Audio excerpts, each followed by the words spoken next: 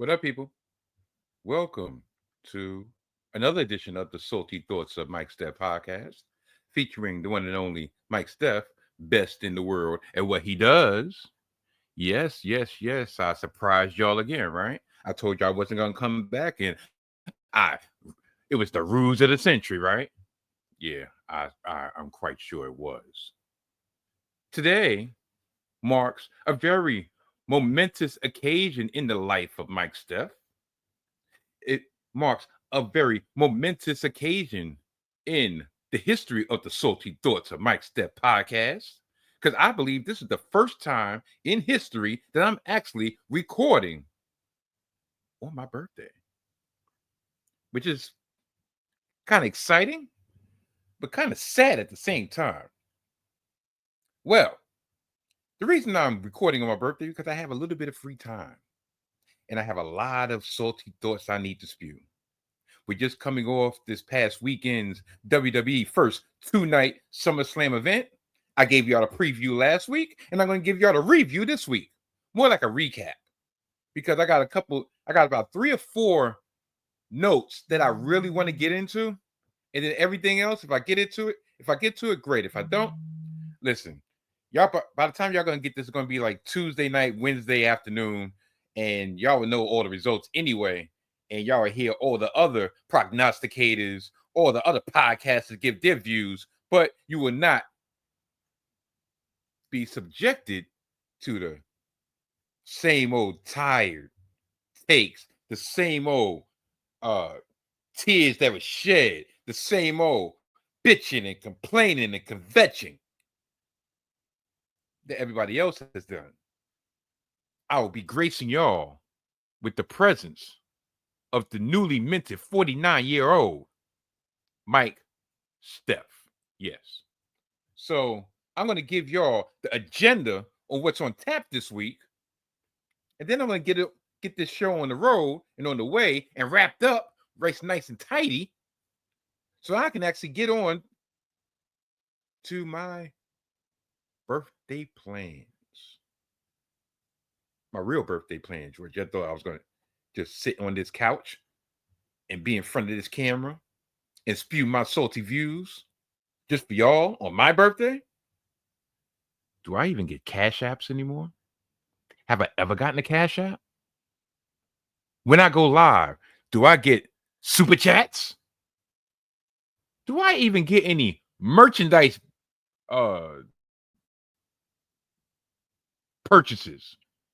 No, I do not. Nor am I asking for any. So, where was I? Oh, yes. The agenda for this episode. Like I said, I'm going to be recapping or giving my thoughts on this past weekend's SummerSlam event. We had CODY versus Cena part 2. We had GUNTHER versus CM Punk with the surprise appearance, quote, quote, of Seth Rollins. We had the unexpected return of Brock Lesnar. And we had the continuation of what I deemed to be true colors shining through. You see your true colors, and that's why no, actually, that's not why I love them. We see the true colors of Paul Triple H Levesque continuing to shine through on numerous fronts, on his decisions, on his lack of courage in some corners of the IWC, and the unmitigated gall of throwing one of his talents under the bus when I'm quite sure that talent didn't give a rat's ass on what they end up doing this past weekend with a return of Brock Lesnar.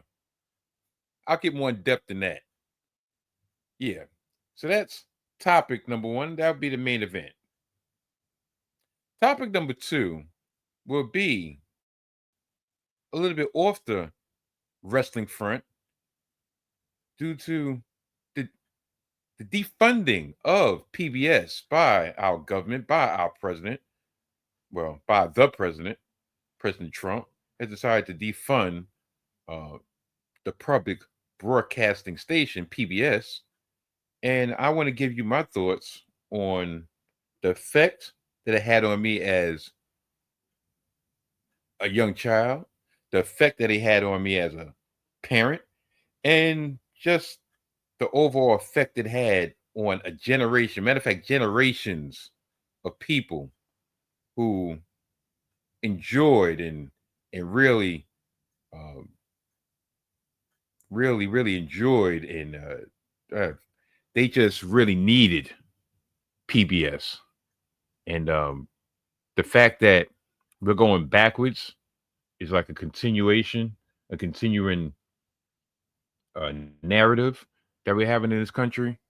And yeah, I want to give my thoughts on that and give a little spiel on all the shows that really impacted not only my life, but the life of others, the life of my children, and the life of, like I said, generations and generations. And then last but not least, time permitting, because I'm trying not to go over 90 minutes again. Um, my salty ass thoughts, my random salty ass thoughts on various topics, but this time concentrating on public transportation. Not from the point of view that you would think, for those who know me, but from the consumer point of view. Yes, the consumer point of view, the person who actually takes public transportation. Because right now I'm dealing with some car problems, so I have to partake in public transportation. I swear, I not only do I usually do it in the summertime, I wash up twice, once in the morning, once at night, sometimes 3 times. But being the fact that I have to inhabit or cohabit spaces with the mentally unwell, the unhoused, and just the general cretinous population that's known here as NYC, or known here in NYC, um, 4 times, quattro, just to get the filth of the unwashed masses away from me. I love my people, but there's a thin line between love and hate. So, yeah, with all that being said, um, that's what's on tap this week. So, I'm not even going to go through my spiel of giving y'all a little, matter of fact, being the fact it is my birthday, fuck it. That's why I'm dressed in, that's why I brought the white out. In my 49th year on this earth, listen, I'm one of those people that actually look forward to their birthday, right? I'm not gonna lie. I get excited. As soon as I'm counting down from like less than 14 days away, I'm counting down to August 5th, my birthday, birthday of kings. Cause I'm a lion, Leo season in effect. And I looked in the mirror this morning. Matter of fact, last night around 12 o'clock, I made sure I got myself primed and ready with my slice of cake, my slice of lemon cake. I sat on my couch, sat on this couch, watched some Twisted Metal, and followed that up with some Scarface, right? Okay. So I go to bed about 4:30 in the morning. Go to sleep by quarter after 5. I wake up this morning, start getting myself ready. I'm like, you know what? Let me crank out this podcast before I get on my birthday plans because I got some free time, right? So I'll go in the bathroom, and this is probably TMI, but so what? It's my birthday, and I do what I want to. So I go in the bathroom, prep myself to get in the shower, you know, wash the jibs, wash the face, get in the shower. So when I'm getting out the shower, matter of fact, Manscaped. Yeah, I'm actually a fan of Manscaping now. And I get out and I look, and I always look to see if my belly has gone down. Now the scale belied the fact that my belly is going down because the scale is a mother effing liar, just like the devil. The scale told me that I gained 2.5 pounds in one day. My ass. I got on that scale yesterday. I was 193. Went for a walk, I was 192. Got up this morning, I was 194 and change. All from some collard greens, some macaroni salad, some grilled chicken, and a piece of cake. You can kiss my fat ass. But anyway, so I looked in the mirror, see if I had any bloat. And I realized, I'm like, you know what it is? That's water retention. The collard greens, salt, water retention. I get it. And then I looked and I'm like, whoa. Being the fact that I manscaped, I'm like, here's the question of the week. And I'm going to end off like this. Does Mike Steph have a fupa? And before y'all overreact and say, oh, yo, Mike, pause. Yo, Mike, that's some BITCS shit. No. Listen, I know what fupa is supposed to mean. That's not what I'm saying. Fatty upper penile area. Does Mike Steph have a fupa? I looked and I said, you know what? I think I actually had a fupa in the past.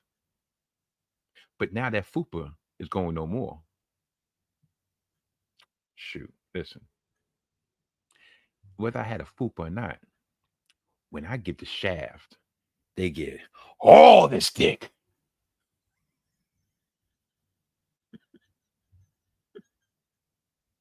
Hook and reel.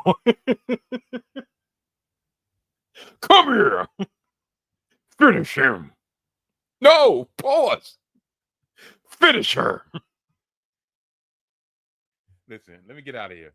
So with all that being said, let me get this show on the way. And this is going to be my new and improved good night. Mwah! And goodbye. Bang.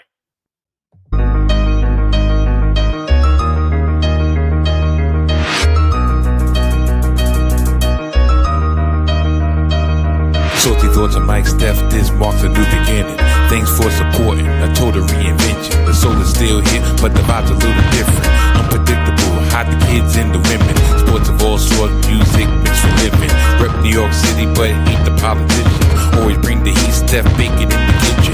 Big shout to y'all, I appreciate the listen. Donnie put the rest, but I'm still in the best. In the word of what I do, all y'all know the rest. I live it, I breathe it, I'm the whole definition. The pinnacle, the ultimate, I'm on a new mission. The salty thoughts of Mike Steph, featuring the one and only Mike Steph, the best in the world at what he does. Tap in.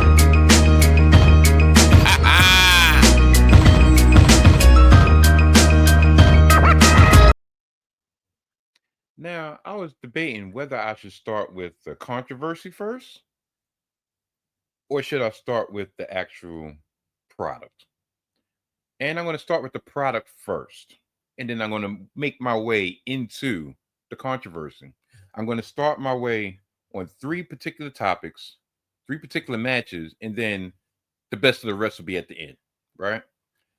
Match number 1, the straight edge savior, the Second City Saint, the best in the world, CM Punk, challenged the world heavyweight champion, Gunther, for said championship in the main event of night 1, SummerSlam Saturday. And what a main event it was. It went over 30 minutes. We finally saw Gunther be him for the first time in a long while. It was a classic match by WWE standards. It was a classic match overall. It was a, dare I say, old school match. Yes, old school match. You knew they were going long based on when they started and based on how they started. They started over the catch-as-catch-can type of grappling deal. you know, some wrist locks into chin locks and reversals, some very, very stiff chops. And when I say Gunther was on his game, Gunther was on his game. Gunther was chopping the shit out of CM Punk. Front, back, leg, neck, thigh, face, whole nine. And to CM Punk's credit, he was eating them. And he even gave some back to Gunther, which actually left the mark. Gunther was in such control that he started feeling himself. He had control over this match for at least, out of the 30 minutes, about 20 to 25 minutes of this match, it was Gunther whipping CM Punk's ass. CM Punk would have a little flurry. Gunther would return the flurry and ground him and pound him and make him almost submit. Boston Crabs, sleepers, sharpshooters, the whole nine. And CM Punk came back fully and fully. Like when I'm giving the reason I'm giving Gunther such props, because this is the Gunther that we haven't seen in ring, dare I say, since his Intercontinental reign nearly 2 years ago. This is the Gunther that we saw in matches with Sami Zayn and Chad Gable, amongst others. The closest we've seen this Gunther was in the King of the Ring final last year against Randy Orton. And even against Randy Orton, due to Randy Orton's limitations of what moves he can actually do at this age and what moves he can actually take, it wasn't full Gunther. A lot of people would have thought that CM Punk would be in that same situation. But CM Punk, being the fact that this is his, matter of fact, I won't say his first, but his first main event, really, since he's been back. One-on-one main event. His first legitimate championship match. Yeah, I know Night of Champions, but listen, no, everybody knew he wasn't going to win that. This one, he had an actuality of, you know what? I think Punk is going to win. Unfortunately, that came with a caveat of, yeah, Punk is going to win, but something else is going to happen after. Punk playing the underdog old man, trying for one last gasp at championship glory, was great. His resilience was great. The ending was phenomenal. With the bully, that being Gunther, playing the Ivan Drago to, this is ironic, to CM Punk's Rocky Balboa and Rocky IV, you know. The string of films that Punk had no knowledge of in AEW, neither here nor there. The ending saw Ivan Drago, aka Gunther, see his own blood and realize he was not undefeatable. He was not indestructible. He was not this rare oiled machine, that he actually had a crack in his armor, that he was ripe for the kill. And right for the kill he was. CM Punk, as soon as he saw that blood, he went for the kill. And he delivered not one, but two go to sleeps and pinned Gunther in the middle of the ring. 1, 2, 3 for his championship victory. Now, here comes the opposite part. Here comes the bad part. Here comes the part that everybody, myself included, was looking for. Over the last 3 weeks, Seth Rollins, since his injury at Saturday Night Main Event, there was speculation, there was leaks that was a worked injury, and that they were doing this to try to fool the WWE Universe for a surprise cash-in at SummerSlam. Seth Rollins, the architect of the heist of the century, nearly 10 years, matter of fact, over 10 years ago at WrestleMania 31, in which he won his first world championship, his first WWE championship. It made the main event of Brock Lesnar and Roman Reigns into a triple threat by beating Roman Reigns. What did he do to top it? Was there any way that he could top this? Good question, right? So the only way to top it would to be to do the quote unquote rules of the century. But that brings a whole bunch of questions, neither here nor there. Matter of fact, not neither here nor there. That brings a whole bunch of questions up, right? So as soon as CM Punk hugs the championship with tears of glory in his eyes, Seth Rollins appears on stage with the Oracle, Paul Heyman. And he reminds Punk that he has a lot of time in his hands to eventually haunt Punk and take that championship away from him. Now, what I'm leaving out is Seth Rollins came on the stage with 2 crutches and a full leg brace, playing up his supposed devastating knee injury. And even more so, it was on his right knee, not his left knee, right? So everybody knows most work injuries are on the left side, right? So after he turns back and he goes toward the dressing room, there was one tell.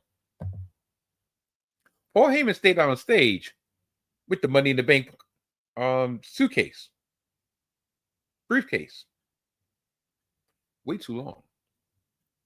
And that allowed Seth Rollins to drop the crutches, turn around, take the leg brace off, and rush the ring in order to cash in successfully against CM Punk.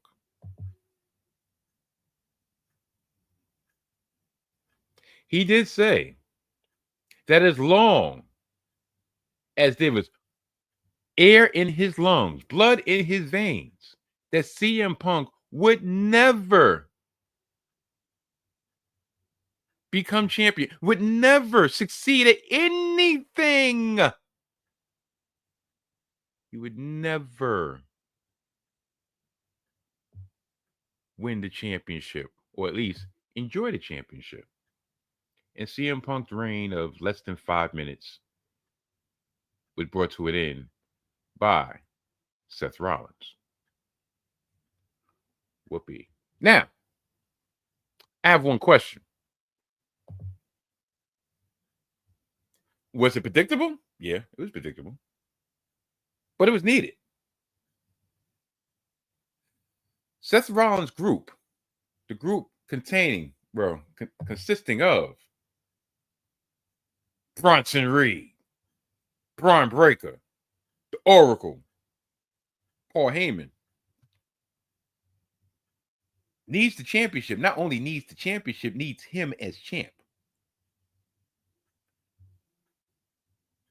The turn at WrestleMania for him to link up with Paul Heyman, which to me still has fallen kind of flat, at least with Seth Rollins in the picture. The last couple weeks with Braun and Bronson, without Seth Rollins, it seemed like Braun Breaker, that is, seemed like he was starting to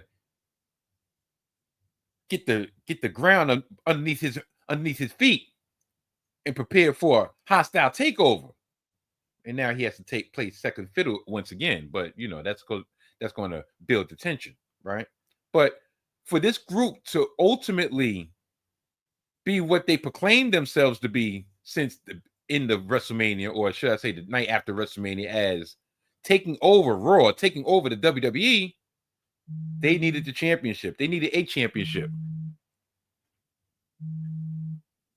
They needed the championship. If he doesn't have the belt, does he really have ultimate power? Does he have absolute power? Shout out to the Mojo King. Haha. Like that, right? Yeah. No, he doesn't. No belt, no power. So everything that's supposed to revolve around him on Raw needs that championship belt. And that means now it's been set in place, at least from here until Survivor Series, and probably here until Mania, that we will have a cavalcade of challenges. I didn't say anything. Why can't you hear me?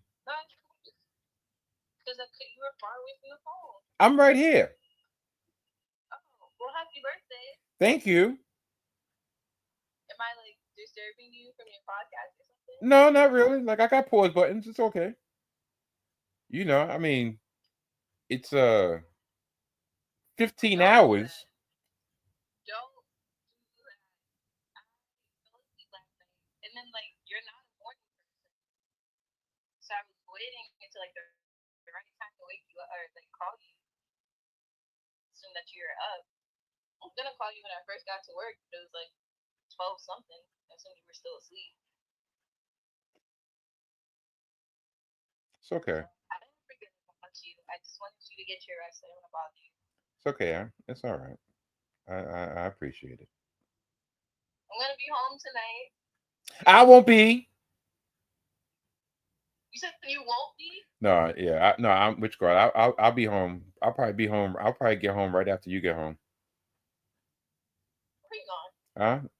I'm treating myself to I'm treating myself to a baseball game. Oh, okay, nice. No, Are yeah. you doing anything tomorrow or Thursday? Work. Huh? Work. You're on vacation. No, I'm not. I'm not on vacation. I'm not on vacation until I'm on vacation 2 weeks from now. I'm on vacation the week of the 17th. I didn't take my week. I didn't take my birthday week this year. Why? Tell you the truth, it's a good thing I did it. Long story, but yeah. No, because I realized it was too close together. So I was like, you know what? I'll space it out. So I'll take one in the middle of August, and yeah. So next Saturday is my last day, and then I'm off on vacation the 17th. I was gonna take you out to eat, but Well, shoot, that could happen 2 weeks from now. true. Yeah. I mean, I'm not going away for the vacation. I'm just I just yeah. I looked. I was like, listen, my birthday falls on a Tuesday. That's too much near the middle of the week. I don't want to take the whole week. So I got a 3-day weekend as is, even though I worked on Sunday. So, it was all right. It was all right. Shoot. It's gonna be funny. I'm gonna look at my check next week, like, wow, this is what overtime look like now. I gotta get this car. Oh, great. You didn't go get it checked yet? Nope. I'm just going to try to get another one. I'm not even going to put no money into that. I'll get a check. when I can. But yeah, if I'm going to put money into it, I might as well put money toward a new car, because that was a different car. That was the plan anyway. So. Oh, I'm surprised you still have WhatsApp, because I was calling Kayla to like. Yeah, I called you on WhatsApp. Look at you. Oh, okay. Damn. Yeah, I got WhatsApp. I don't really use it much except for a group chat, but yeah, I got WhatsApp. I forgot. Kayla, she's not helpful. Like FaceTime. Would she sleep? I called her. You didn't answer. Huh? Dang. Okay, do you at least have an idea of where you want to go and eat? Okay, that's fine. We'll figure it out in 2 weeks. Okay. Well, there's certain things I don't eat. So don't take me no West Indian spot. Don't take you where? Don't take me no West Indian spot. Oh, well, okay. I wasn't. I listen. I know. That's so blasphemous. I got Trinity in my blood. And I'm like, nah, I don't want no island food. Okay. Well, alright, fair. I know it is baseball season. Okay, I forgot. Sorry. It's all right. Well, enjoy the baseball. It's the Mets, right? Yeah, of course. I hope they win. Some birthday positivity Listen, on the Mets. being the fact they've lost about 7 in a row, I think I'm going right at the right around time. It should be time for a win. Yeah. But we're still in second place. We're in first place or second place. We're not doing bad. It's just a bad stretch. Oh, okay. What is it? Like the World Series? That's the championship, but that's not now. That's in October. Oh, okay. Oh, so like they're like the playoffs. This is just regular season. This is just regular season. Oh. Yeah, the season is from April until the end of September, and then you get the playoffs in October.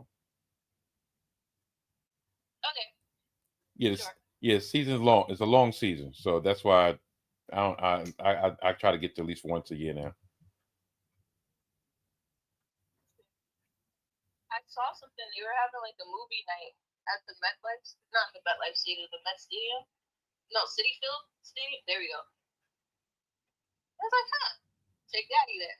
But that happened like 2 days ago. So I thought it was on your birthday, like today. So I was gonna take today off, but Good thing you didn't.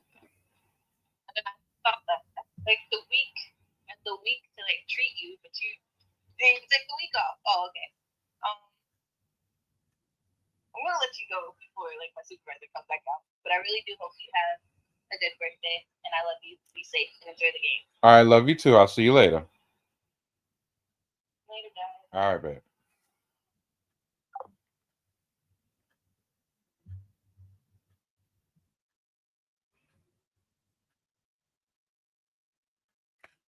Oh shit! I was on. Yo, that's crazy. I could have swore I paused this shit. That's hilarious. And y'all know I don't edit shit. So I guess y'all got that whole conversation. That was my lovely Mia speaking to me on WhatsApp. Yeah. So, like I said, I don't know where the hell I left off at, but regardless.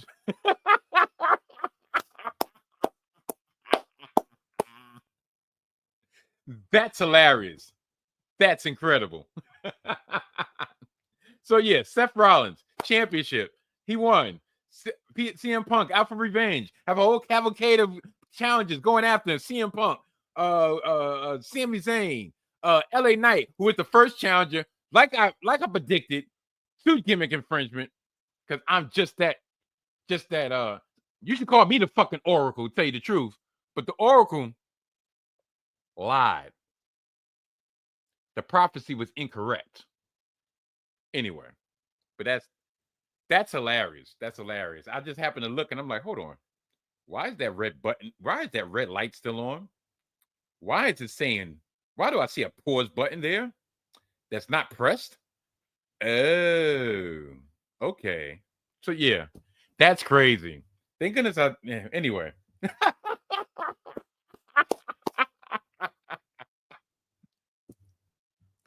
The things that happen when you're half engaged in what you're doing, right?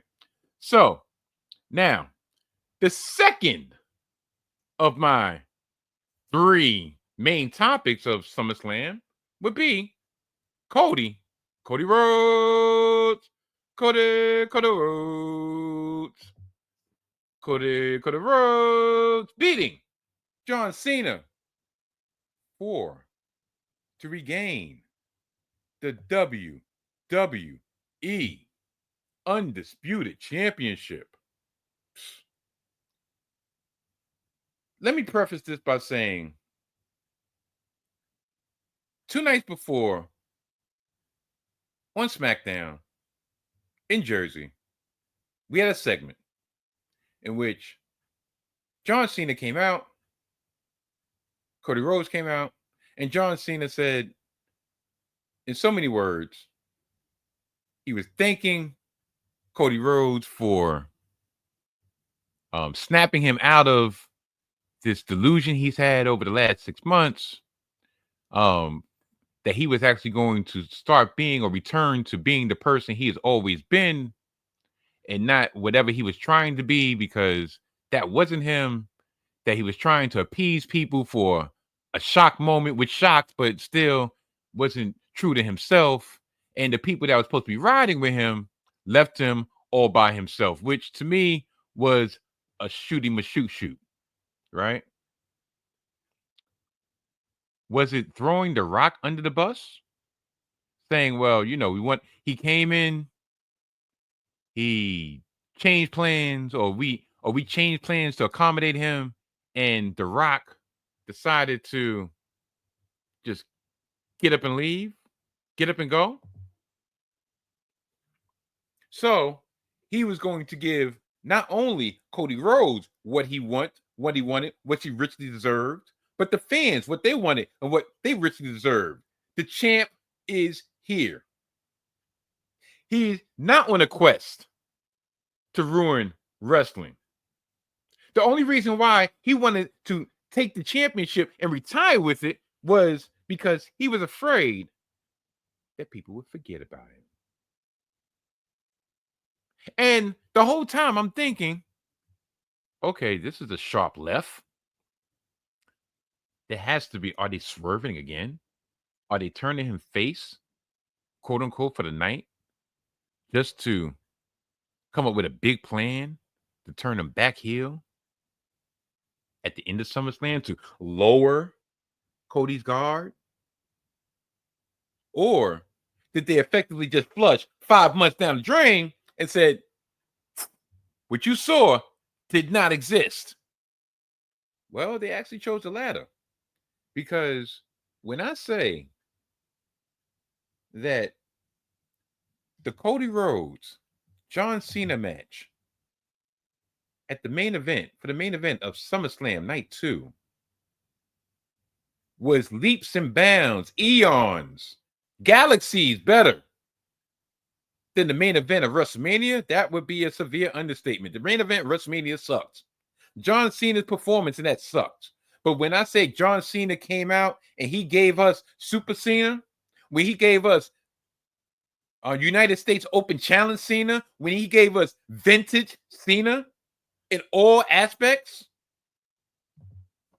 I have to salute that man. Those two went out for damn near 40 minutes and put on a spectacle of a match. Not with bells and whistles, not with smoke and mirrors, but basically superhero versus superhero.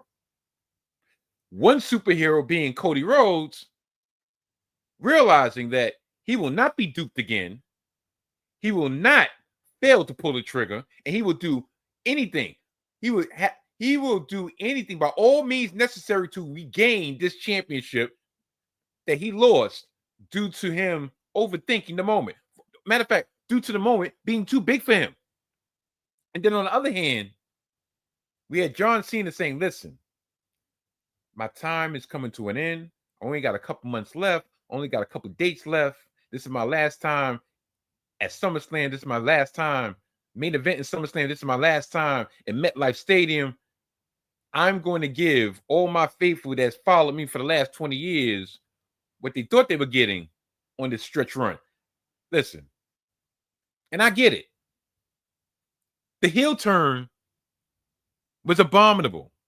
the heel turn was horrible. The heel turn didn't start having a little bit of teeth in it until Night of Champions. And even that, he only started being invested in that because it's almost like he was like, you know what? I got some shit to get off my chest. I can use this as a facade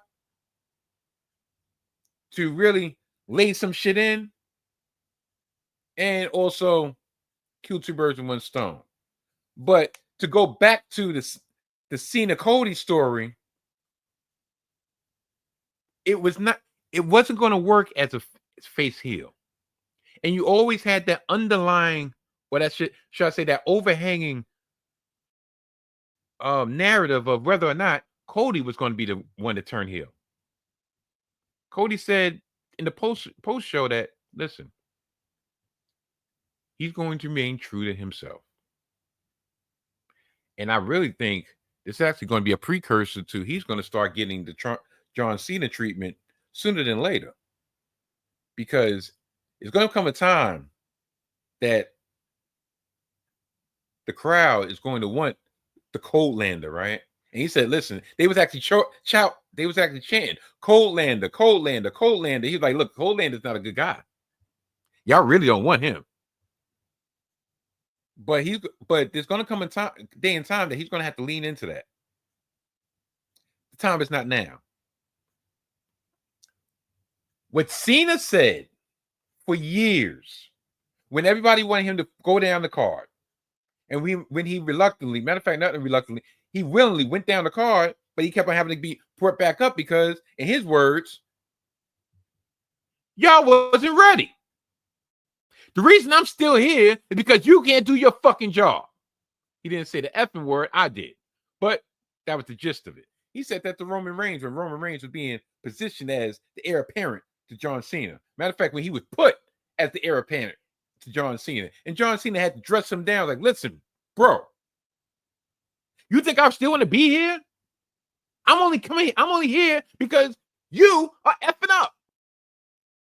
And it took Roman Reigns in a pandemic for everything to turn and for John Cena to finally say, you know what, they're in good hands. Even though he's not the prototype, he's not in my prototype, pardon the pun, the WWE's in good hands. Now, same rules apply to Cody Rhodes.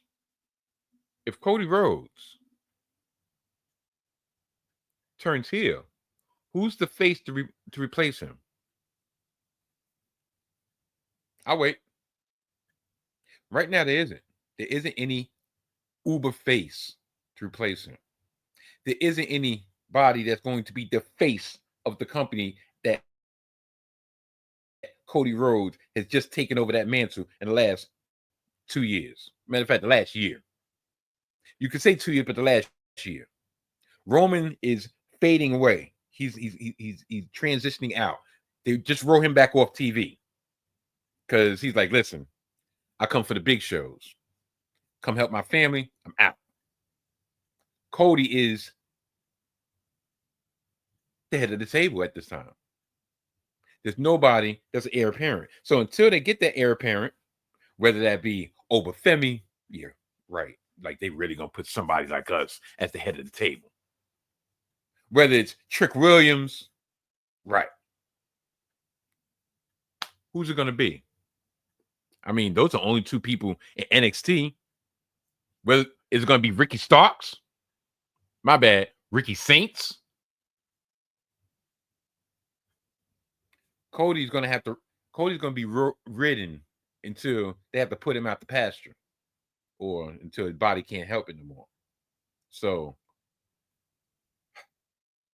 yeah, I mean, like I said, I can go on and on and on with the superlatives of how good this match was. I was actually on the edge of my seat watching this match because I just knew I didn't know what was coming next. I didn't know whether Cody was going to actually go to the dark side. I didn't know if Cena was going to retain. I didn't know if Cena legitimately was going to go back to being John Cena and not this facsimile of what we had the last couple months that was terrible. I didn't know what the next big thing was going to be. And that is how I'm going to transition into, yeah, the former next big thing, returning to WWE after 2 years. Brock Lesnar. Brock Lesnar came back. Now, I have a whole bunch of questions, and I'm going to give you as many answers as I can, and only my Mike Steph way. Should he be back? Well, should he? That's a multifaceted question. Should he be back creatively? What is there left for Brock Lesnar to do? Rinse, repeat, conquer. Right? Even the return is the same old shit. Person standing in the ring, we're about to go off the air, and then you hear, and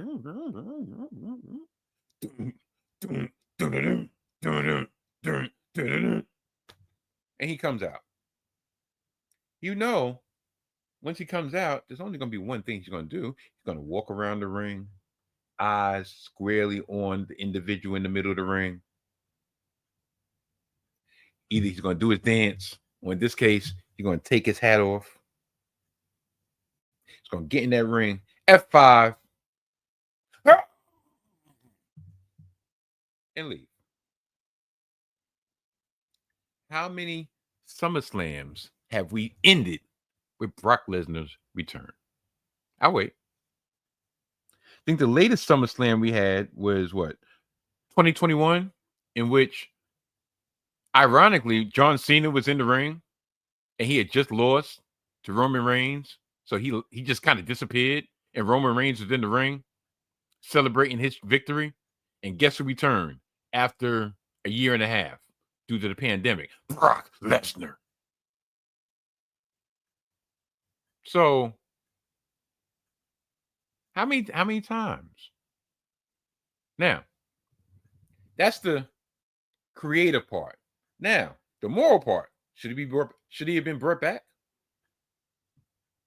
At this point in time, nothing TKO does, matter of fact, nothing WWE does surprises me on whether or not they can get any lower, or more or less, do they care?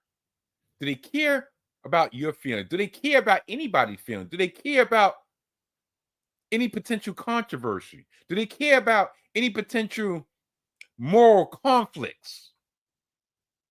And I'll ask this other question. Did he do anything legally wrong? Now, don't get it misconstrued of morals and legalities. Morally, being the fact he's a married man with a family, even if he did not have sexual relations with that woman being Janelle Grant, the fact that that was even a bargaining chip, a potential bargaining chip to a married man, morally is wrong. Morally, he can be held accountable by his wife and the man above. But legally, he didn't do nothing wrong. Especially if he didn't actually. Matter of fact, I'll even say this. Let me pose this question. His boss offered to get him some ass from the boss's mistress to sign an extension or sign another contract. That was part of the contractual agreement. Or, matter of fact, that was one of the perks. Listen, you want me to sign my name on the dotted line? I want PC on that pussy. We have a deal. Legally, is that wrong? I mean, they say he's part of a sex trafficking case. Sex trafficking. I know by the letter of the Lord, sex trafficking is is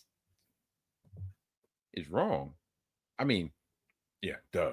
Sex trafficking is wrong, but by the letter of the law, sex trafficking, if I'm in New Jersey and we travel to New York, matter of fact, if I'm in New York and I travel to New Jersey to smash, is that sex trafficking? I guess by the letter of the law, right? So, what's the difference? Let me see. What's the difference? If back in the days, right, they had things called trains. Trains, planes, automobiles. No, not that type of thing. Trains, like as in, yo, 100 V1. Not saying it was that such thing, and I never partook in anything, but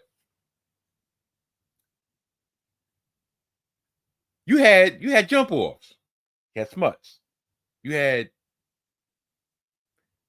girls that was down to do whatever, right? And if they, as Ray J so eloquently said it back in the day, if there was a pass around, if they were down to smash the homies, was there anything legally wrong with that? Or they just had a sexual appetite that could not be quenched? I'm legitimately asking. Matter of fact, I'm going to ask this other question. Did Brock Lesnar F by the pussy? Did he? Didn't he go to Suplex City on that bitch? Did he? I'm asking. I'm not accusing. Is this crass? Perhaps.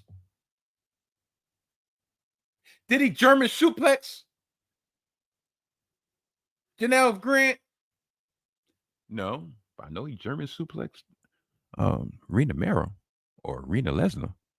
Shoot. And when I say Brock Lesnar got strong genes, that's not a compliment. But I'm going to leave women. We're going to leave women and children alone. Wives and children alone. Now, once again, why is everybody mad that Brock Lesnar was brought back? I think it was more the fact that it was just another sign that the people in charge, i.e., TKO Holdings, i.e., specifically Paul Triple H Levesque, could give a rat's ass about what you feel about anything. They're there to take all the glory, and they will shun all the negativity. What's even worse to me about this cocksucker right here on your screen is this. This PLE was the first time matter of fact, they announced on night one that they were changing the format of the post show. There was no longer going to be any media scrum, which was bullshit anyway, because either you had kayfabe questions, or you had plants in the audience, or you had people that were so concerned about keeping their access to WWE and all the backstage hobnobbing that it was a farce. It really wasn't a press conference.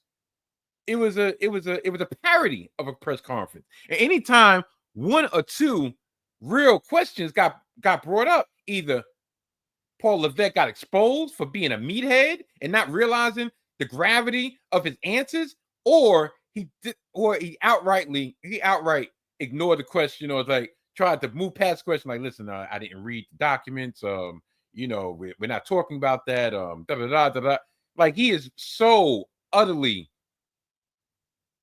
not prepared for the position that he holds as a spokesman for the company. Chief creative officer? Okay. But as a spokesman of the company? No, no, no, no. He is what we've always thought he was. And that's a supreme piece of shit. He is a coward. So Triple H had no press conference, no post show with the he had just the post show with the fans. And even then, he get even even even when he has the chance to not stick his foot in his mouth, what does he do? This is a side note.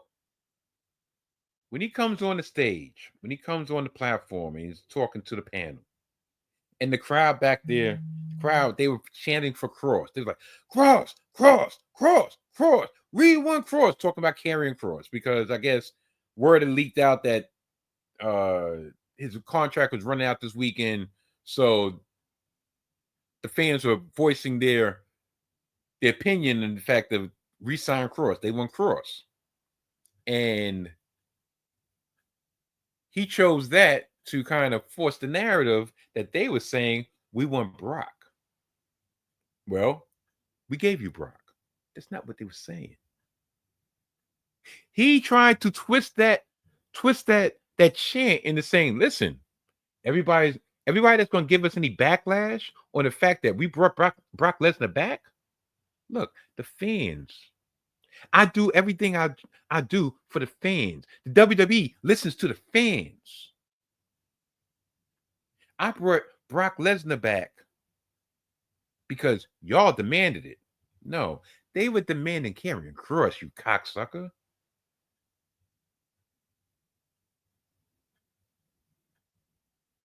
Not only did he not have a press conference due to the fact that he knew Brock Lesnar was coming back, because according to various sources, various outlets, Brock Lesnar was approved by WWE Legal to come back 4 weeks ago, pretty much a month ago. So was this in plan for the last month? Or did it finally just come to a head this past weekend? I think it came to a head this past weekend. That's why they had to rush the abrupt Cena face turn so Cena could be in the ring and that could set up Brock Lesnar versus John Cena. Whoopee. Like anybody really wanted that. There's another reason why Paul Levesque did not want a press conference. Was he ducking the Trump questions? Did he not want to talk about that? This man last week, because our commander-in-chief decided to bring back the presidential fitness test, right? Something that's so archaic from the 80s, right? That he brought all these different sports figures. He had a cracked up Lawrence Taylor that didn't even know why he was there, but he was there to serve. That's all he knew. He was there to serve, which is crazy, right? Then you had Paul Levesque front and center because, of course, his mother-in-law is part of the cabinet, part of the administration. But there's a choice what people don't realize, or people who defend him and saying politics. Listen, my thing, it's not even about your political leaning. It's the fact that you're making a choice to put yourself on Front Street. So therefore, you're going to get all the backlash that comes with putting yourself on Front Street. End of discussion. It's a choice to make sure that you're at the confirmation hearings, right behind, front and center, so that camera gets a good view of your big fucking bald head.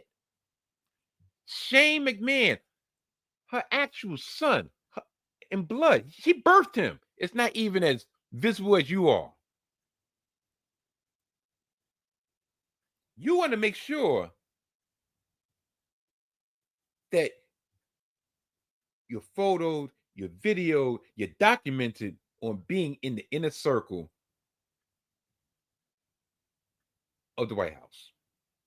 Vince McMahon, in the prior regime, so to speak. When Trump was in office 2016 to 2020, Vince McMahon, everybody know him and Trump are like this. Even Vince made sure, you know what? I know this can backfire horribly on my business based on my fan base. They might know, but I'm not gonna put it right in their face. He kept his distance. He got the favoritism that he needed in certain situations, especially during the pandemic and being able to operate and being classified as an essential service.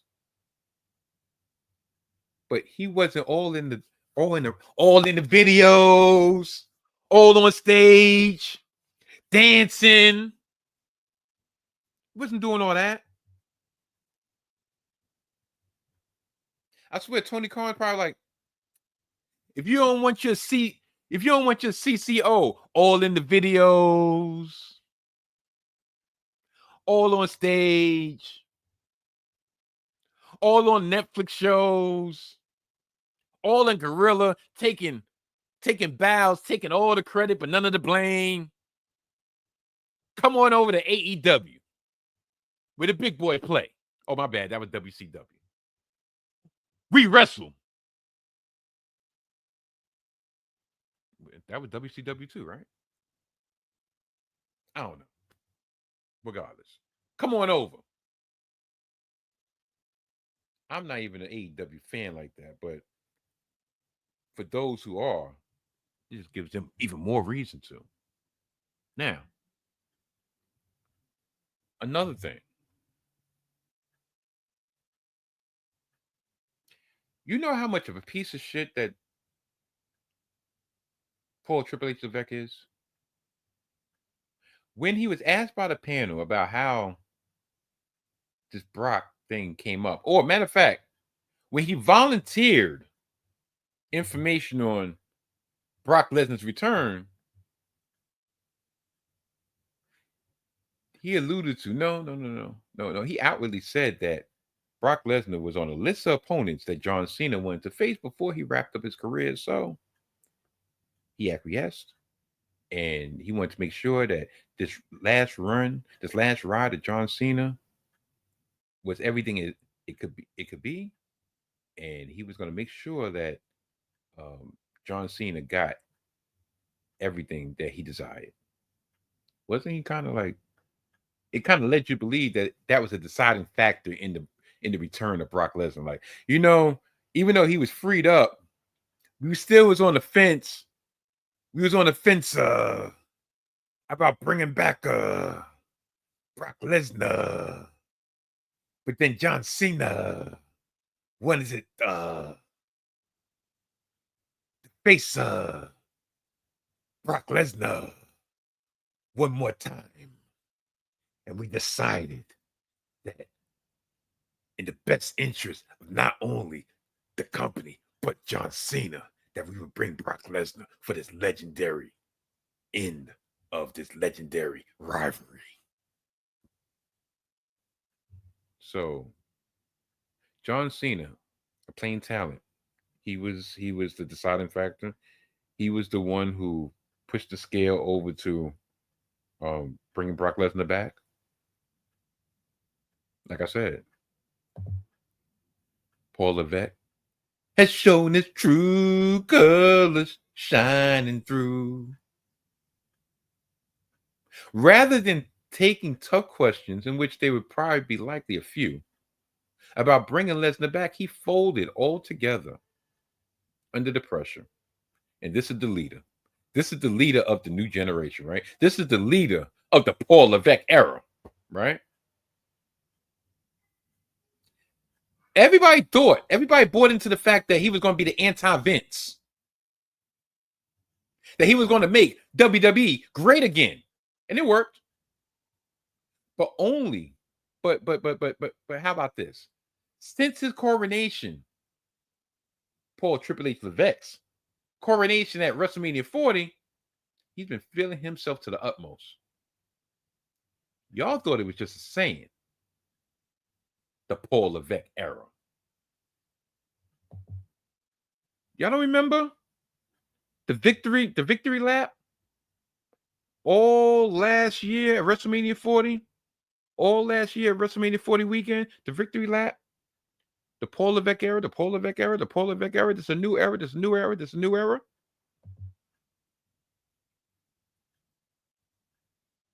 That's what I was just saying. Even The Rock, with all his faults, you notice The Rock has fell all the way back. And now we know why. In part because he knows that this crash is going to be hard and he wants no part of the collateral damage that's going to be in his wake. He, meaning The Rock, has got his spot at the main table, the real table, the board of TKO. Why jeopardize that for whatever game Paul Levesque is playing? And I'm going to wrap up with this. There's a real reason. There's a reason why NXT Black and Gold went away. Yeah, it was Vince being petty, but I also believe it's because Vince already knew NXT Black and Gold had peaked, had already peaked. I think we're seeing the same thing now on the main roster. It's been 18 to 24 months since this mother effer's been in charge fully. And creatively, I believe it's peaked. Now the warts are showing, just like Black and Gold did. Remember the never-ending feud of Johnny Gargano and Tommaso Ciampa? Remember the never-ending saga of the Undisputed Era? Remember the classic 45-minute main events with all the kickouts and all the, oh, I can't believe he kicked out face. Yeah. It's happening again. Just on the main roster, just on a bigger level. There's a reason why a lot of people are checking out. Creatively, people are checking out, such as myself, as in, okay. You know, I'm going to watch it out of habit. Are we fully engaged? Are we fully invested? And this is a topic I'll get into in a later time, The Unreal series on Netflix, it's both a gift and a curse at the same time. I'll say this. It's a gift because it gives certain characters, certain people on that roster a sneak peek in what's behind the character. It gives them some type of investment, but at the same time, being the fact that showing all the intricacies of how the show is put together, how it matches together, I could watch a match and I could visually, basically being the fact it's fresh in my mind, I could see exactly, oh, all right, they're saying this in the back, and this is how this is going to happen. This is how you already connected the dots for people while we're watching it, based on the fact that now we know exactly how the cake is made.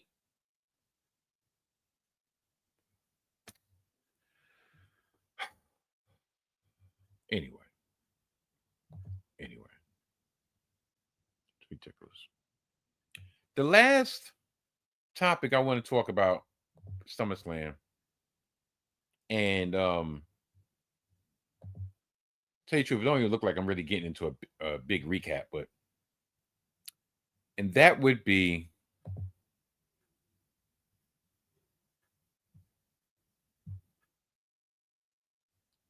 the team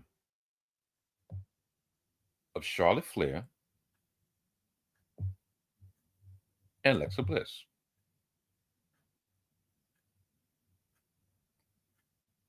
They won the WWE Women's Tag Team Championships at night one on Saturday. But I want to go a little bit deeper than the actual match. The Alexa Charlotte team dynamic to me is working. I can't lie.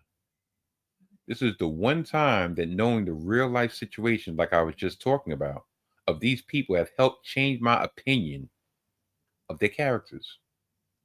Like everybody who knows me either personally or knows of the Salty Thoughts of Mike Steph, hopefully know that I've never been a big fan of Charlotte Flair. Since she's been active, I've always thought that she was overpushed, that the four horsewomen out of all the other horsewomen were always better than her, in my opinion. But because she was a Flair, because she was the daughter of Ric Flair, she was untouchable. But never did it really register to me that the amount of pressure being put upon the real person was immense.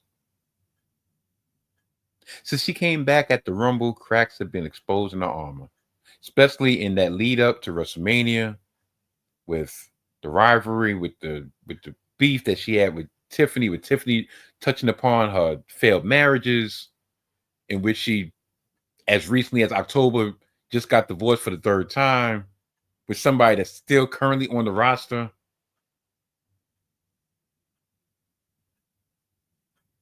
Like, she's a way more sensitive person than the character of Charlotte would lead you to believe.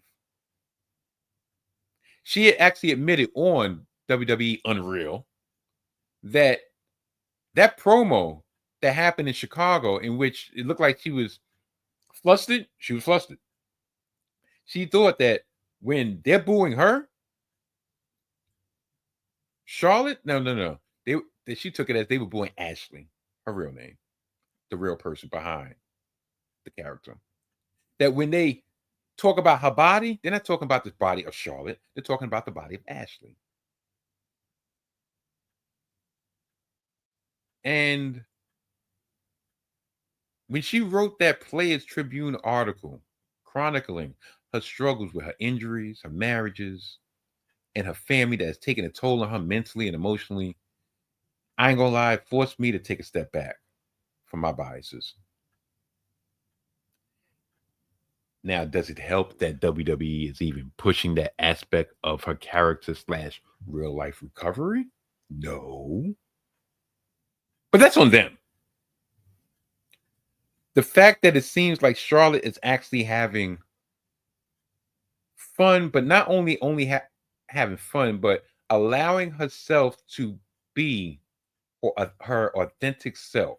Like, all right, listen, if y'all believe this Charlotte character is me, then I'm going to give y'all me in front of the camera, and I'm going to let y'all know exactly what the fuck I'm going through behind the camera. So therefore, y'all got the full picture of me. This is me. This is how I am. Take it or leave it. Yes, I'm a vulnerable person. I'm a emotionally fragile person at this time, but most humans are. I'm a human being, and I commend her for that, because there's a lot of people that wouldn't do that, and some people would say, "Oh, this is just for the show." No, I believe this is something that she needed to do for herself. Now, going to Alexa's journey has been similar in a lot of ways in my eyes, but not as stark. Upon her call up to the main roster years ago, she was pushed to the moon at the expense of others who I like more. She was the apple of Vince's eyes. Everybody knows if you blonde, Vince like you. You get a boob job, Vince likes you even more. But between her documented concussion issues, her entry into motherhood, her battle with anorexia, amongst other things, and lastly, her emotional connection to the late great Bray Wyatt, these two being a team is touching to me. Now, for those who don't know, I'm going to let y'all know right now, because it's my birthday, I don't give a fuck. I am way more sensitive than one would think.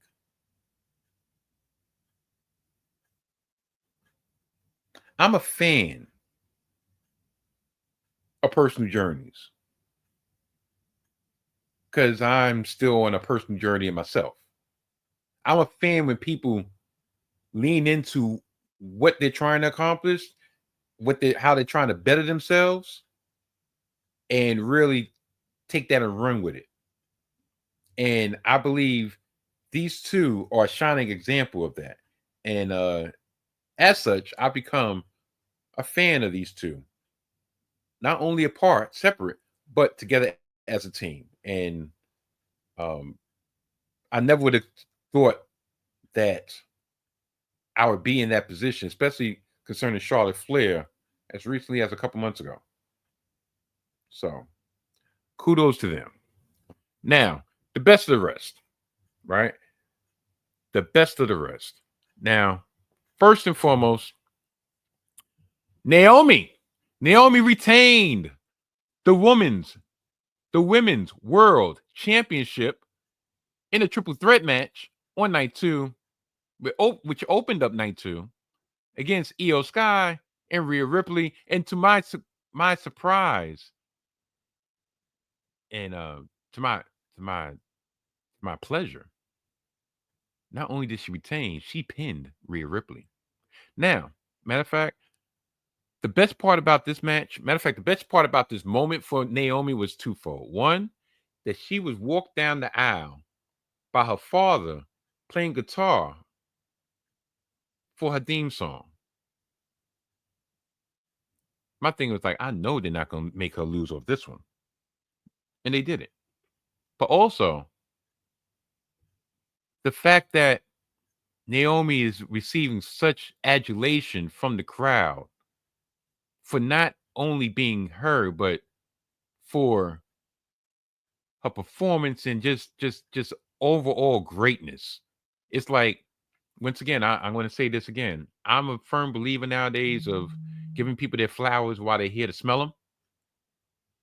And for her to be receiving her flowers now and doing some of, if not the best work of her career right now, is great. It's really great.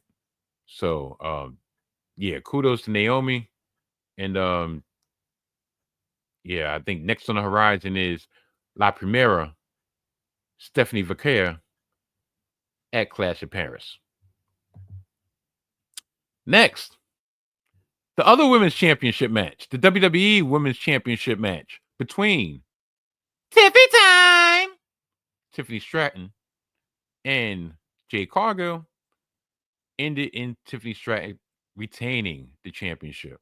Jade Cargill came out repping her Jamaican heritage, and everybody just knew that she was going to win. Not so fast, my friend. Now, I've said it before. I've said it off camera. I've said it to my people at Gimmick Infringement that Jade losing to me is not really a great sign. But at the same time, if Jade won, where do you go from there? Her character to me is still not fully developed. Nor is Tiffy's, to be honest. Both of them need a reboot. But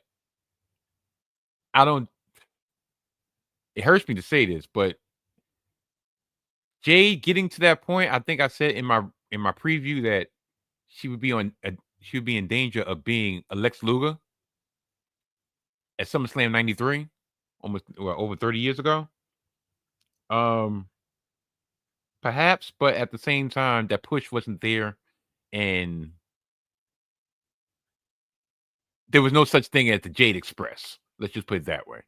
So I think this is gonna pivot for Jade to have a character change.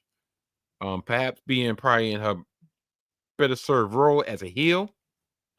And I really think that Jade just needs to be a monster heel, and have her wreck shop and maybe build her back up that way. And that as soon as it's almost like they're almost in a holding pattern. It's like they're waiting for Bianca to be fully healthy and cleared. And that's going to be the collision force, especially that Naomi now no longer on SmackDown. There's nothing stopping them from having Bianca and Jade with that long-awaited match. But yeah, Tiffy time retained. Next match, Becky Lynch retained the WWE Women's Intercontinental Championship against Booty Chin, Bird Lady, Lyra Valkyria in a no-holds-barred match. Well, it wasn't really a no-holds-barred match, but it was no disqualification, no count-outs, and they had more of a street fight than John Cena and Cody Rhodes did. You know, but it was an okay match. They had to follow the TLC match, which I'm not gonna lie, I'm not even gonna review because I didn't watch it, I didn't see it, and the White Six retained. So therefore, nothing really changed besides having 12 people put their bodies on the line for a match that didn't really accomplish shit. This match, I guess, is supposed to set up Becky to go into her own direction and to set up a longer rivalry between Lyra and Bailey, who inadvertently cost her the championship by going to punch Becky. There's too many B's. Bailey went to punch Becky with the chain and inadvertently punched the bird lady with the booty chin, Lyra Victoria. So Lyra can no longer challenge, and Becky moves over, and Bailey is probably going to turn heel sooner than later. The next match, Dirty Dom. Dirty Dom. Dirty Dom.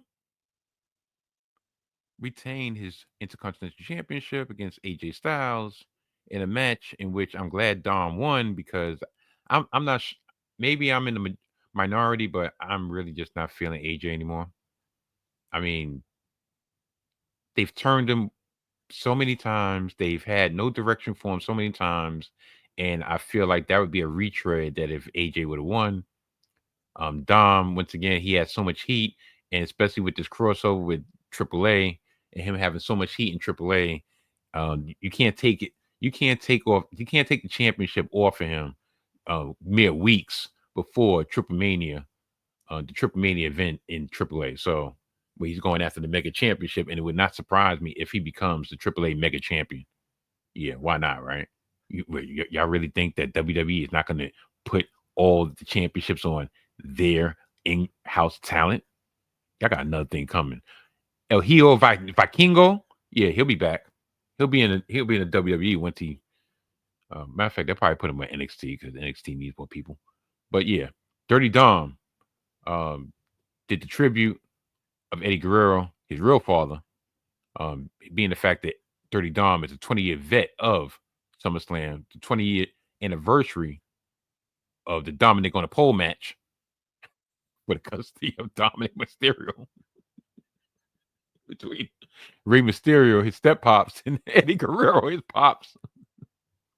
But yeah, they did a tribute in which Dirty Dom loosened up his boot and allowed his boot to slip off, so he was able to beat AJ Styles and get out of the calf crusher. That was a ode to the Eddie Guerrero Kurt Angle match of WrestleMania 20, in which Eddie Guerrero got out of the ankle lock by getting out by slipping off the boot. So yeah, it was okay match. It was okay match. What's next? What's next? What's next? What's next? Oh, I almost forgot. How could I forget? The OTC, Roman Reigns, and the Yeet Man, the UTC, Jey Uso, defeated Bronson Reed and Braun Breaker in the opener of night one. Yeah. I mean, it was a good match. It was an explosive match. And it led you to believe that the next opponent for Roman Reigns will be Bronson Reed. And then waiting for him after that, and maybe I don't know if this is a WrestleMania match. To me, it probably should be a WrestleMania match. Roman Reigns versus Braun Breaker. I really think that Roman Reigns versus Seth Rollins is probably going to be at the Royal Rumble. In a rematch of their last Royal Rumble match. But this time the roles will be reversed. As in for champion, because back then it was actually heel versus heel. But Yeah. Jay Uso, what's gonna happen with him? Where's he going? Listen, he ain't going nowhere. It's just me, Oos. Day one. It's just me, Oos. Day one. It's just me, Oos. Day one. Yeah. So now there was other matches. You know, you had Solo Sikoa versus Jacob Fatu. Solo Sikoa won. You had the Jelly Roll and Randy Orton losing to Drew McIntyre and Logan Paul. And you had Sami Zayn defeat Karen Cross and perhaps Karen Cross's last appearance on WWE TV in a so-so match. So yeah, that was it. That's my SummerSlam recap. And next on the agenda will be the death of PBS. The death or the potential death of PBS, Public Broadcasting System. PBS is shutting down due to Trump deciding to defund them. PBS came on in New York City on Channel 13. We had a litany of shows that I grew up with on PBS, Channel 13. Sesame Street. Into the skies away. Where the air is free. Can you tell me how to get to Sesame Street? The fact that you're going to make that this orange cocksucker in office is going to make Big Bird a part of the unhoused, that Snuffleupagus is going to be on a corner of Hell's Kitchen trying to get that last nod, Big Bird. I'm so tired. Big Bird, where we gonna go now? The fact that Grover, that little weirdo Grover, purple weirdo, and his equally purplish weirdo, the Count. One smack. Ha, ha, ha, ha, ha. Shoot, matter of fact, I can't. Would it be funny if I counted the years that I'm turning today? One birthday. Ha, ha, ha, ha. Two birthdays. Ha, ha, ha, ha. The fact that Bert and Ernie are going to no longer be on our TV screens in current times. A Puerto Rican and a Dominican cohabiting a one-bedroom apartment. I'll leave that alone. But only only on Sesame Street can that happen without there being some type of animosity between the two. For over 50 years, I grew up on Sesame Street. Mr. Gordon, representation at its finest, gone. Elmo, it's Elmo's world. All right, listen, everything can't be peaches and cream. I grew up on Sesame Street. My kids grew up on Sesame Street. My kids grew up on so many programs on PBS. I'm not gonna make this all about Sesame Street. Reading Rainbow, LeVar Burton, when he got free from those chains and roots, when he became Kunta and not Toby no more, where did he run to? He read to a book. Reading Rainbow, I can do anything. Take a look and read a book. It's Reading Rainbow. Reading Rainbow. No longer?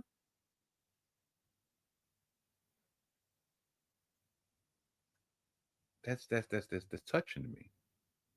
And this, I'm not being facetious about none of this shit. I'm dead serious. The electric company, another one that was there for years, probably started in the 70s. I remember I used to watch it and then kind of turn it off because it was like, all right, listen, what's happening coming on? But still, 3, 2, 1, contact is the answer. It's the moment.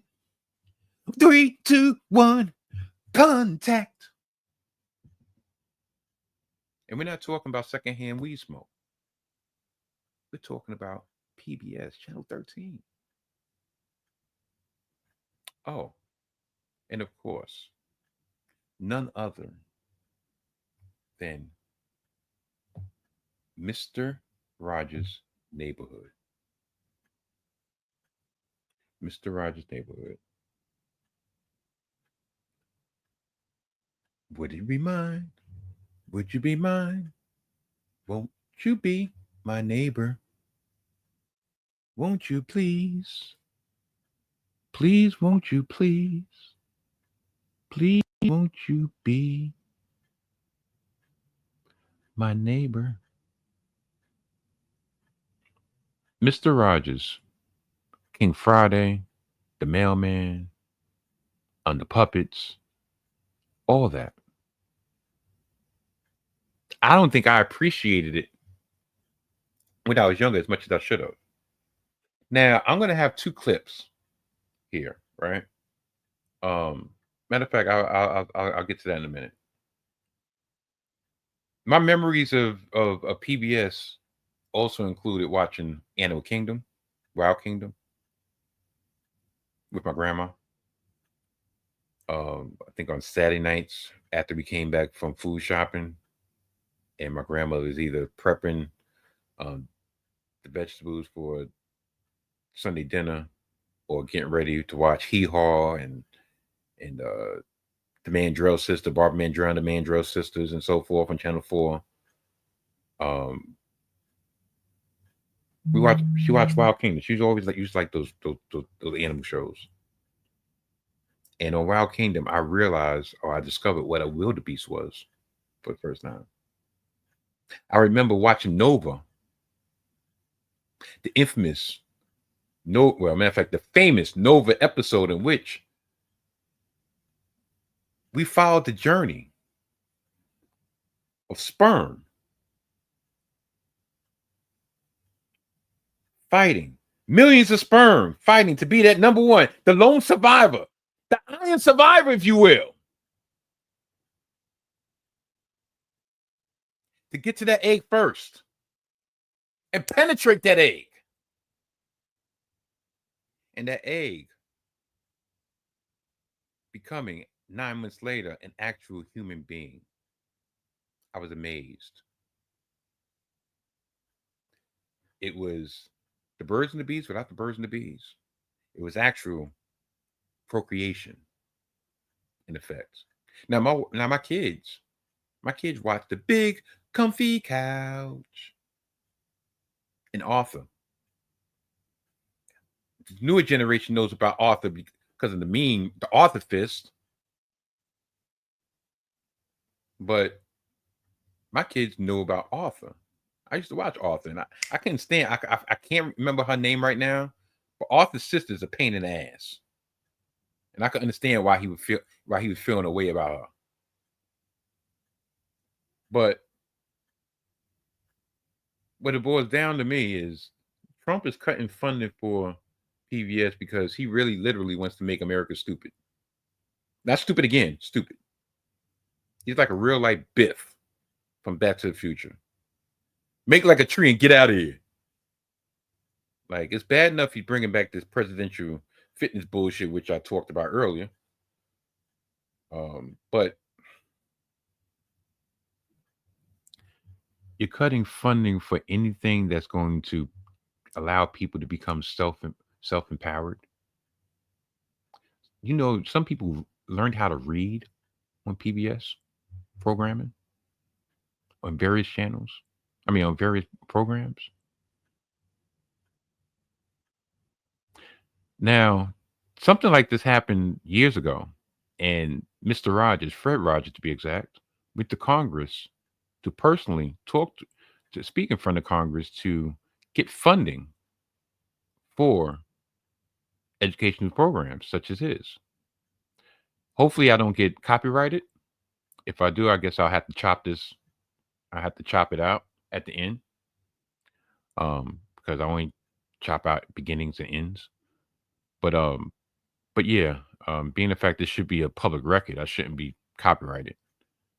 Um, here's part one of Fred Rogers going to Washington. This is certainly one of the best things that's ever happened to public television, and his Peabody Award is testament to that fact. We in public television are proud of Fred Rogers, and I'm proud to present Mr. Rogers to you now. Fred. All right, Rogers, you got the floor.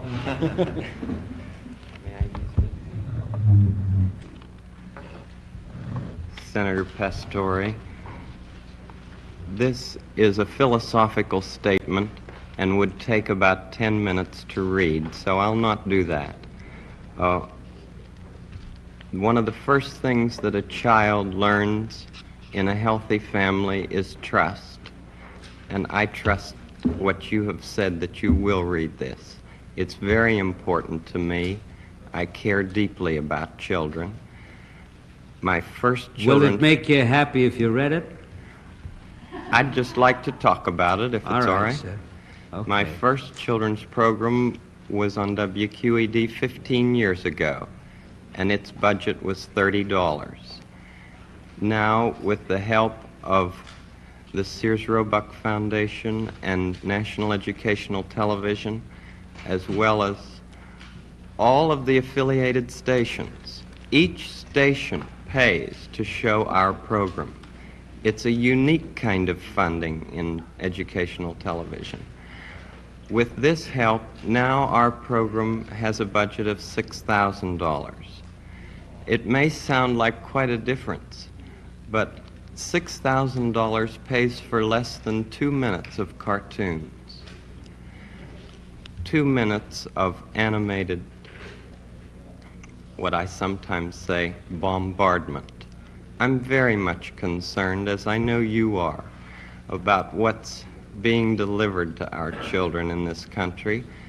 And I've worked in the field of child development for 6 years now, trying to understand the inner needs of children.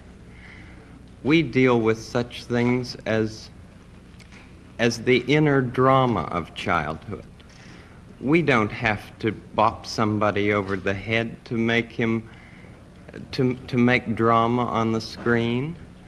We deal with such things as getting a haircut, or the feelings about brothers and sisters, and the kind of anger that arises in simple family situations.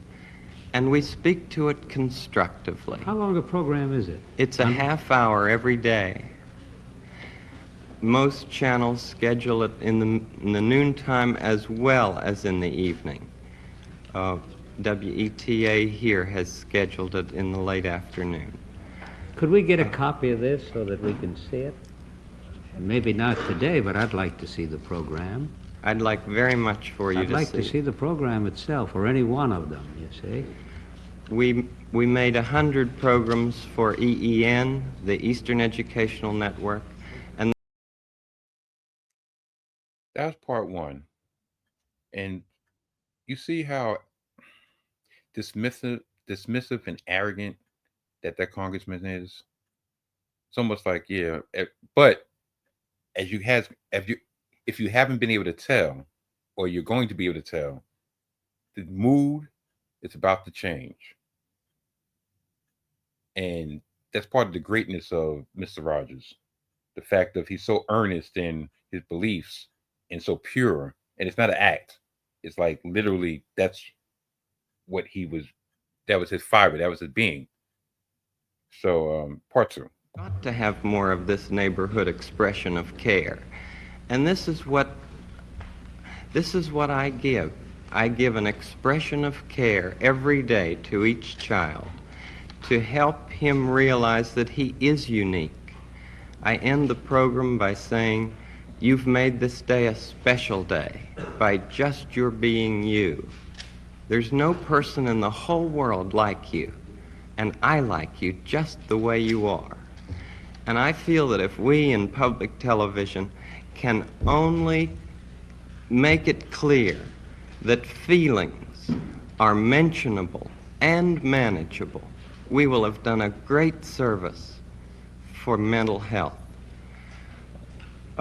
I think that it's much more dramatic that two men could be working out their feelings of anger, much more dramatic than showing something of gunfire. I'm constantly concerned about what our children are seeing. And for 15 years, I have tried in this country and Canada to present what I feel is a meaningful expression of care. Do you narrate it? I'm the host, yes, and I do all the puppets, and I write all the music, and I write all the scripts. Well, I'm supposed to be a pretty tough guy, and this is the first time I've had goosebumps for the last 2 days. Well, I'm grateful not only for your goosebumps, but for your interest in our kind of communication.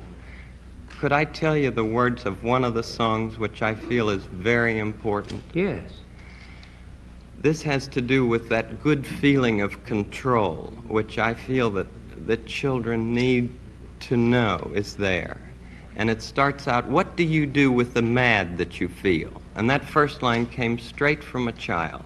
I work with children, doing puppets in very personal communication with small groups. What do you do with the mad that you feel? When you feel so mad you could bite. When the whole wide world seems oh so wrong, and nothing you do seems very right. What do you do? Do you punch a bag? Do you pound some clay or some dough? Do you round up friends for a game of tag or see how fast you go? It's great to be able to stop when you've planned a thing that's wrong and be able to do something else instead and think this song. I can stop when I want to, can stop when I wish, can stop, stop, stop anytime. And what a good feeling to feel like this and know that the feeling is really mine. Know that there's something deep inside that helps us become what we can. For a girl can be someday a lady, and a boy can be someday a man. I think it's wonderful. I think it's wonderful. Looks like you just earned the $20 million.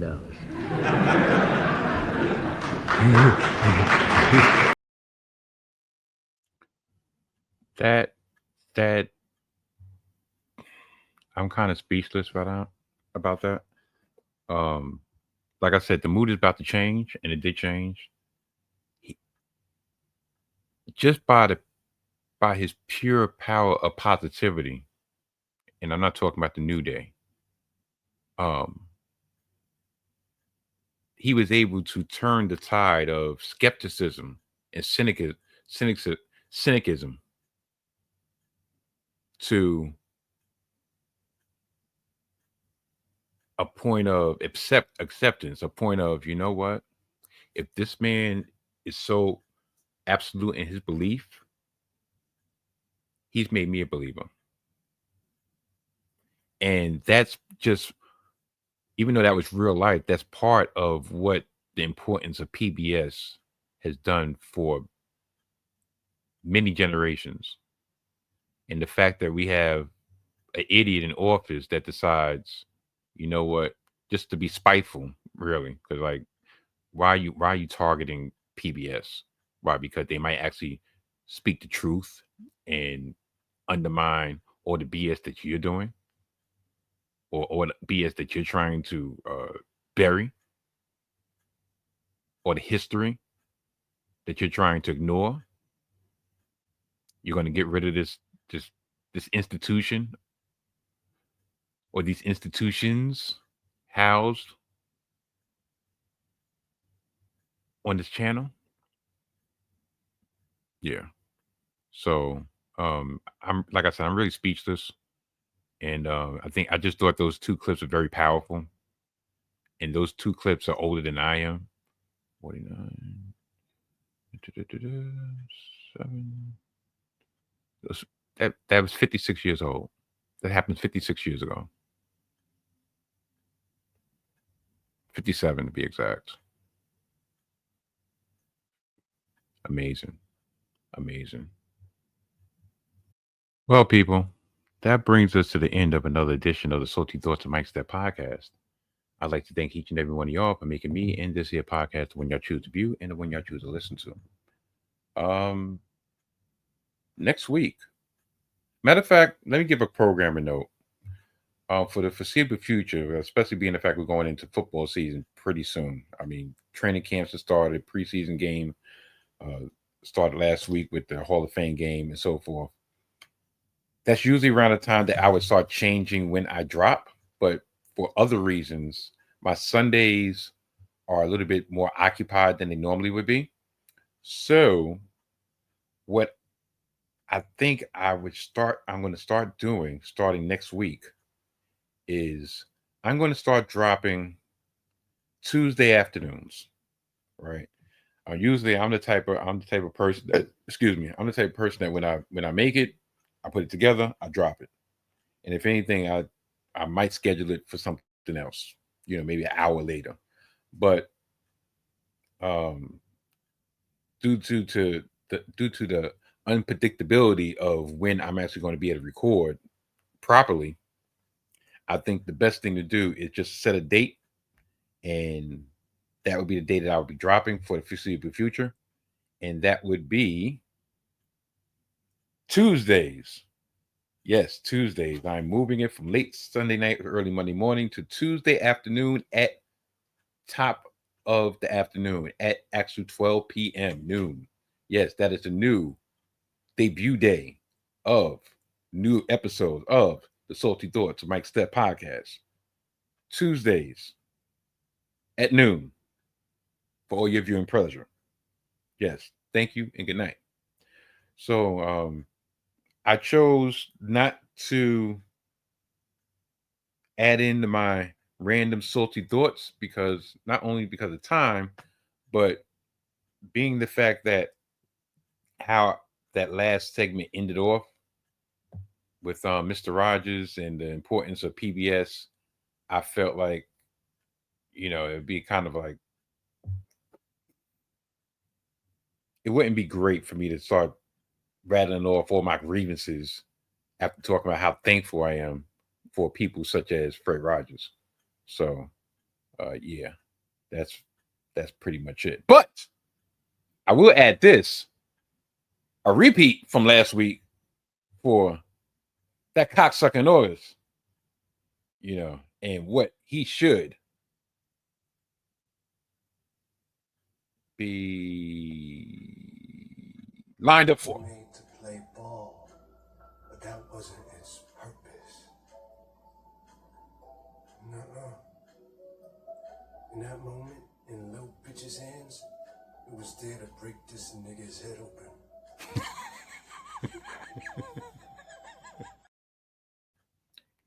Yeah, that's what I really personally believe.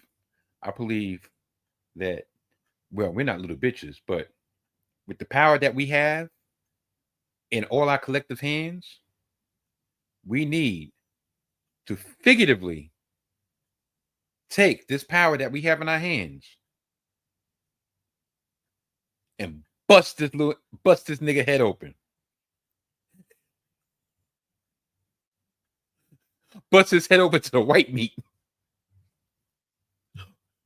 before we get the collective drop the soap moment. But yeah, like I said, new drop date Tuesdays at noon. Please check out my brother's Gimmick Infringement, Winchester McDowell, dropping each and every Sunday night, early Monday morning on the YouTube channel of the 19 Media Group. Their latest episode, they had a recap of SummerSlam Night 1. They've talked about Fantastic Four and so forth. And please check them out. You'll be glad you did. Also check out my bro from the Chi Town, his latest offering circling, you had to be there. And that was 2016, 2017 Boston Celtics. Not only that, but centering around Isaiah Thomas. Yes, Isaiah Thomas of the Boston Celtics back then. And what a phenomenon and what a underdog story he was. And even though it didn't end great in Boston because they really shitted on him, the story or the recollection of that time is something that you will enjoy. So please check out my bro Desmond Powell from Hit to the Games podcast. Drops each and every other Friday on the 19 Media Group YouTube channel and all streaming platforms where the podcasts are available. And with all that being said, I'm gonna get out of here because I got a birthday to celebrate. And yeah, that's probably it. So until later, I'll leave y'all with this. Fuck that! Clear, guys. Fuck that! Come on. You shut your mouth. Doesn't mean that this shit stops. Come on! God doesn't give a fuck. What?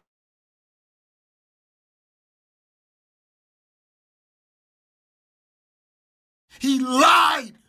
Y'all niggas worship him! Some bullshit. Lied!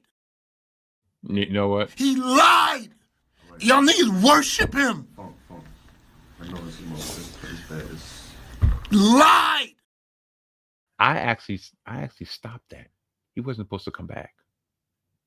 Cause I figured, like, you know what? Let me get out of here because StreamYard, y'all on your bullshit. Y'all done fucked up my ending. And bad enough, I'm probably gonna have to deal with YouTube and their copyright fucking bullshit. So I'm gonna get out of here. Peace and love. Peace, love, and soul. Yeah. Goodbye.